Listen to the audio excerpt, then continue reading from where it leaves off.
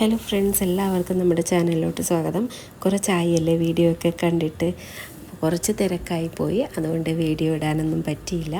എന്തായാലും എല്ലാവരും ഒന്ന് ക്ഷമിക്കുക. അപ്പോൾ വീണ്ടും വീഡിയോ ഇടാൻ വേണ്ടിയിട്ട് നിങ്ങളുടെ സപ്പോർട്ട് എനിക്ക് വേണം.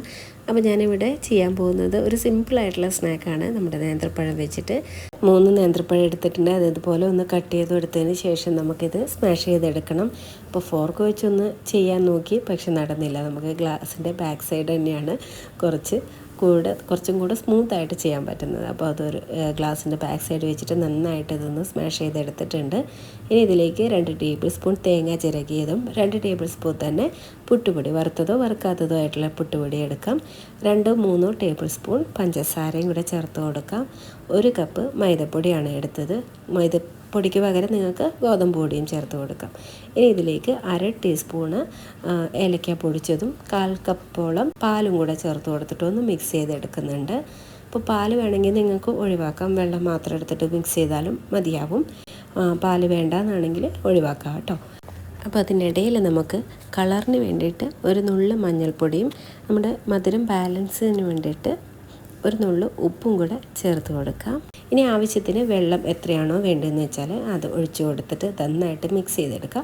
ഒരുപാട് ലൂസി ആയിട്ടുള്ള കൺസിസ്റ്റൻസി അല്ല, സ്പൂണിൽ നിന്ന് വിട്ട് വരുന്ന പാകത്തിനുള്ള കൺസിസ്റ്റൻസി. ഇതാ ഈ ഒരു കൺസിസ്റ്റൻസി മതിയാവും. ഇനി ഇത് റെസ്റ്റ് ചെയ്യാനൊന്നും വെക്കേണ്ട, നമുക്ക് ഡയറക്റ്റ് ഫ്രൈ ചെയ്തെടുക്കാം. അതിനായിട്ട് ഞാനിവിടെ വെളിച്ചെണ്ണയാണ് എടുത്തത്. നിങ്ങൾക്ക് ഏത് ഓയിൽ വേണമെങ്കിലും യൂസ് ചെയ്യാം. നന്നായിട്ട് ചൂടായി കിടക്കുന്ന എണ്ണയിലോട്ട് ഇതുപോലെ സ്പൂൺ കൊണ്ട് ഇട്ട് കൊടുത്താൽ മതി. പെട്ടെന്ന് തന്നെ റെഡിയായി കിട്ടും. ഒരു മീഡിയം ടു ലോ ഫ്ലെയിമിൽ ഇട്ടിട്ട് കുക്ക് ചെയ്തെടുക്കാം. മൈദയൊക്കെ ഉണ്ടല്ലോ, അതൊന്ന് വെന്ത് കിട്ടാനുള്ള ടൈം കൊടുത്താൽ മതി. പെട്ടെന്ന് റെഡിയാവും. മീഡിയം ഫ്ലെയിമിലിട്ടിട്ട് ഒരു ഗോൾഡൻ ബ്രൗൺ കളറാകുമ്പോൾ, ഈ ഒരു കളറാകുമ്പോൾ നമുക്ക് എണ്ണയിൽ നിന്ന് മാറ്റി കൊടുക്കാം. അകമൊക്കെ നന്നായിട്ട് വെന്തിട്ടുണ്ടാവും ഈ ഒരു ടൈം കൊണ്ട് തന്നെ. അപ്പോൾ എല്ലാവരും ഇതൊന്ന് ട്രൈ ചെയ്ത് നോക്കുക. വളരെ എളുപ്പത്തിൽ ചെയ്യാൻ പറ്റുന്ന ഒരു റെസിപ്പിയാണ്.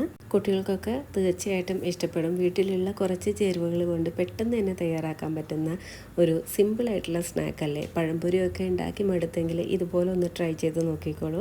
പിന്നൊരു കാര്യം, ഇത് നല്ല ചൂടോടുകൂടെ തന്നെ സെർവ് ചെയ്യാൻ ശ്രദ്ധിക്കുക കേട്ടോ. തണുത്ത് കഴിയുമ്പോൾ ഇത്തിരി ഹാർഡായി പോവും. ചൂടോടാണെങ്കിൽ നല്ല ടേസ്റ്റാണ്. ഇതുപോലുള്ള സിമ്പിളായിട്ടുള്ള സ്നാക്സിൻ്റെ റെസിപ്പീസായിട്ട് നമുക്ക് വീണ്ടും കാണാം. അപ്പോൾ ഈ ഒരു വീഡിയോ നിങ്ങൾക്ക് ഇഷ്ടമായിട്ടുണ്ടെങ്കിൽ ലൈക്ക് ചെയ്യാനും ഫ്രണ്ട്സുമായിട്ട് ഷെയർ ചെയ്യാനും സബ്സ്ക്രൈബ് ചെയ്യാത്തവരുണ്ടെങ്കിൽ സബ്സ്ക്രൈബ് ചെയ്യാനും മറക്കരുത്. Thank you for watching and bye bye.